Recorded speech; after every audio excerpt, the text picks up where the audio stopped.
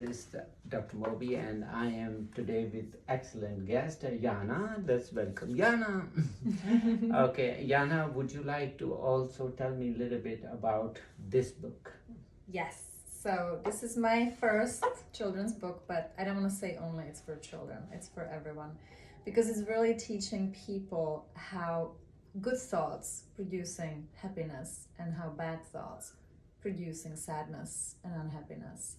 And it's teaching all of us, because we all need help at certain times, how to do it and how to create a good thoughts and what can we do to help also others. So there's so many messages about how to be happy, and we know when we're happy we can conquer anything, we can do anything. And it's teaching this character Peter. I Wonder Star, it's my character I built for helping children in the world to just be having better lives and better brains. And Peter is getting the message how to think good thoughts produces happiness. Welcome to Lifestyle with Dr. Moby. I'm Dr. Moby, and today we have an excellent guest who is a great author. And let's welcome Jana. Thank you, Dr. Moby, to have me here. And I'm Jana Sedlakova. I'm originally from Czech Republic. I'm a life coach, and I help a lot of adults, but mainly children, to improve their lifestyle based on what is in their brain. So basically change how we change our brain, how can we create happiness and success in our lives. So that's what I specialize in. Very nice. Would you like to also tell us how did you get involved in this project? Yeah, so I always was very interested in psychology since I was about 10 years old. So from very early age, I was always interested in humanity, human psyche, psychology. It all came together when I studied background of neuroscience, where I actually learned how our brain works, how it develops neural pathways, how it can be used as a magnificent tool, or it can be our worst enemy if we don't know how to use it properly. So that was a life-changing for me when I studied background of neuroscience. Okay, and how did you develop interest with neuroscience? I mean, it's one of the topics, not everybody will go for it, that's like you have to really have passion for neuroscience, right? Yes, well, again, like I was so passionate about knowing everything about humans and how can we help them to achieve their best everything in life, right? And it all originates in our brain and our thoughts. We have about 60,000 thoughts a day. Now, how many people even think the way that how many thoughts I actually create or how many thoughts I control, right? Mainly people are controlled by their thoughts and by their emotions, and everything is reactive to it. So my specialty is teaching people that no one should camp in their head. No one should be victimizing people's minds, and they should be able to control their own thoughts, when they know how. And it's a choice. And a lot of adults don't know it's a choice. And I teach this to children as well. And when they realize, I have a choice, like I can choose to think good thoughts or bad thoughts, like that's my choice. Yes, and that's what I do in my life. I basically empower children and adults as well to know it's their choice to choose what kind of thought they're going to think and meditate on. Okay, very nice. So what you're saying is, it makes sense, a lot of people don't understand that, our brain is actually controlling everything. So this feedback we are getting from eyes, ears and everything, but the brain is the one actually puts together all those thoughts. So you have excellent control. Actually, a lot of people don't realize, but it also there's an inverse relationship. So what your thoughts are actually can also influence what information your sensations will take. And so brain is really a master of everything. Exactly. And we think that's why it's so important to be positive, have positivity, positive energy, because you will attract all that positive energy from all the senses, which include your hearing, eyes, and touch, and also temperature, all those beautiful things. It's amazing that there is a constant feedback between brain and outside world. And it is not that these, so if you see that, if you look at the sky, blue sky and beautiful flowers, and you will see that it impacts our mood. Yeah, And so the brain is basically like a computer. It has mm, it's a software, right? So mm, all the years of your development is actually influencing you, who you are, and what you have and what you do. And it's from the childhood it starts where mainly you're a victim, right? You are not knowing, oh, I can choose a happy thought, I can choose a bad thought, I can choose to think about situations which are not even good, but my choice is to think about it certain way is going to influence me and my health. So I also tell my clients many times and often, the brain is like a horse. You can have a wild horse, which is driving you to places, mhm, or you can tame the horse and you can use it for your benefits to go places.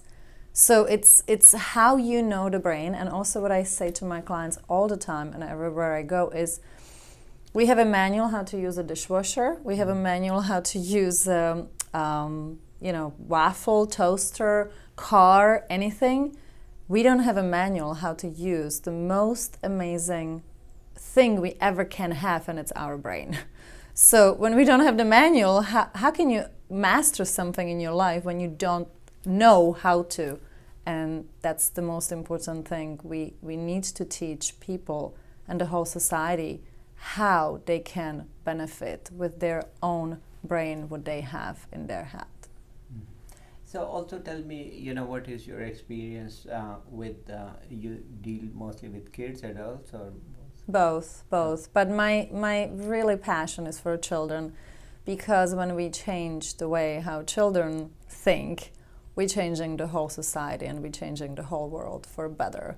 And that's what I always believed, and I have such a faith and belief in little children because they're amazing. They're amazing. One next to each other are amazing, and I believe in every single one of them.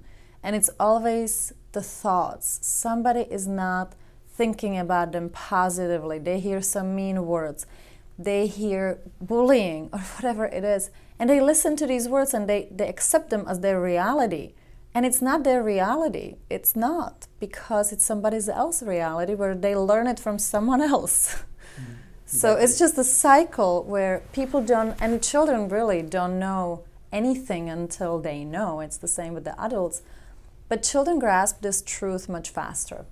Than adults, yes. And then, or the change happens much faster. Yeah. And I always, wonder, we always teach kids, and actually first lesson, they look at the mother, and there's a message of love and smile, Yeah. right? That's the first message they get. Yeah.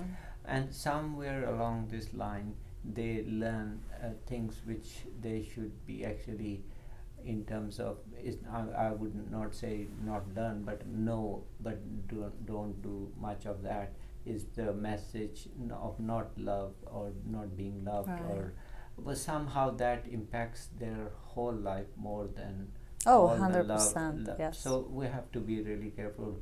Same stand for bullying, same stand for, it is amazing that we shower so much love, but there are some elements where there might not be love, and that sticks with them more than, Yes. and so there could be sadness, depression, Mhm. and that's, unfortunately, we see that a lot. Yeah, And especially now in these days. Yes. yeah, and I always wondered, it's like trauma. You can see external bruises on somebody, but if you have internal trauma on your mind or on your soul, that is, nobody can see that.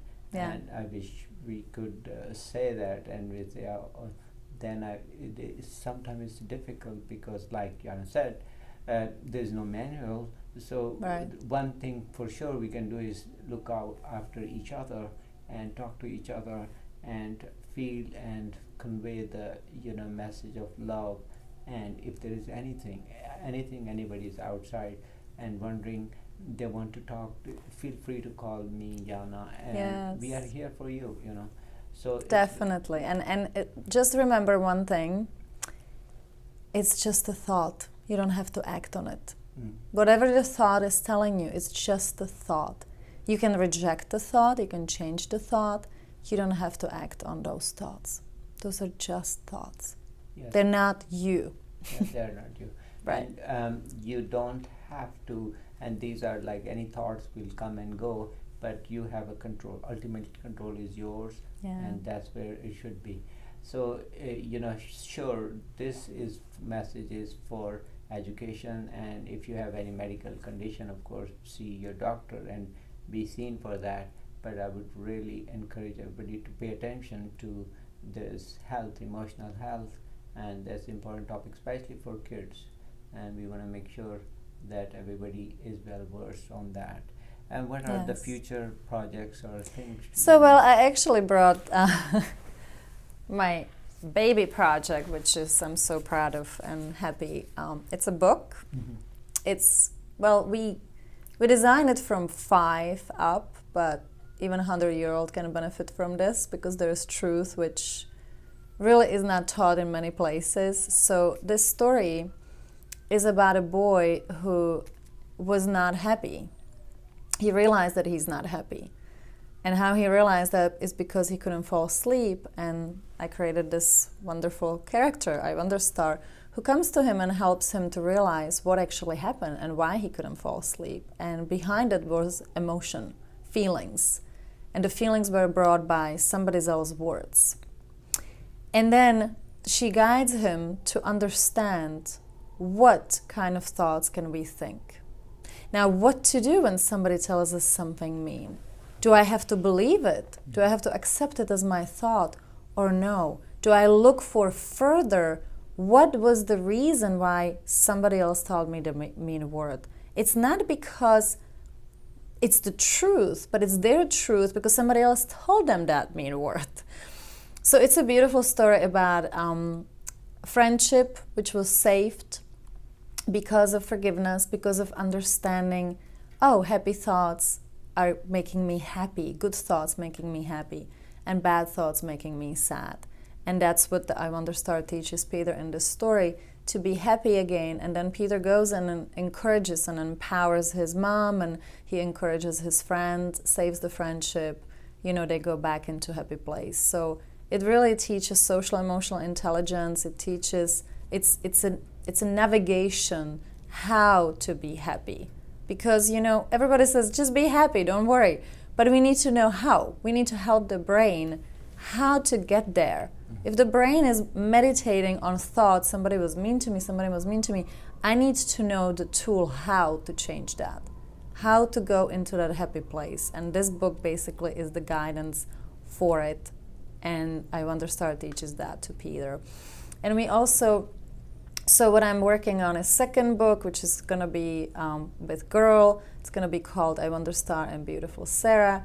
Then our third book, I Wonderstar and Bullied Zola, it's about bullying, is being illustrated now in the middle of Ukraine, actually. So this is going to be series. Eventually we want to turn it into cartoons. We want to turn it into app, you know, helping and empowering children and even adults. You know, I have adult clients who said to me, oh, I read the book. It helped me so much. And that's so, and we'll be definitely working together. I already offered a lot of cooperation on that, and we'll be doing a lot of future projects with her on kids, especially improving. And I think that's a great project. Yeah. So, any final message you have for our audience? So first, I want to say, if anybody wants to get this book, we sell it on Amazon, we sell it on Barnes & Noble, but also on our website, which is called iwonderstar.com. So there you can get the book. The final message is, you don't have to be the victim of thoughts and words of other people ever. You can create your own good, happy thoughts, and you can be happy and successful. It really is just a thought, and we need to master that. We need to get into that mastering our thinking, right? Like we brushing our teeth daily to have them healthy. It's the same I always say, we have to brush our brains. We have to help the brain to really be our best friend. I tell my clients, treat your brain like your best friend. What would you say to your brain, to your best friend? What would you say? How would you help him or her? So that's the final message. You're never victim. You're only victim to what you believe. And if you believe in the good things, you're never victim. So, yes. Thank you, and You're good luck, so and looking welcome. forward Thank to you. work more with you. Thank you. Thank you Jana. for having me, and thank you for listening. Have a Take wonderful care. day. Take care. I will keep thinking good thoughts from now on. Thank you for teaching me that. So, one of the final messages would be also, I always tell everyone, my clients, my son, my friends, words have power, and they have either power to destroy or to build. And it's not only to destroy others or to build others, but it's to ourselves as well. So we always have to choose good words to see the good and really create a happy and healthy brains. Thank you.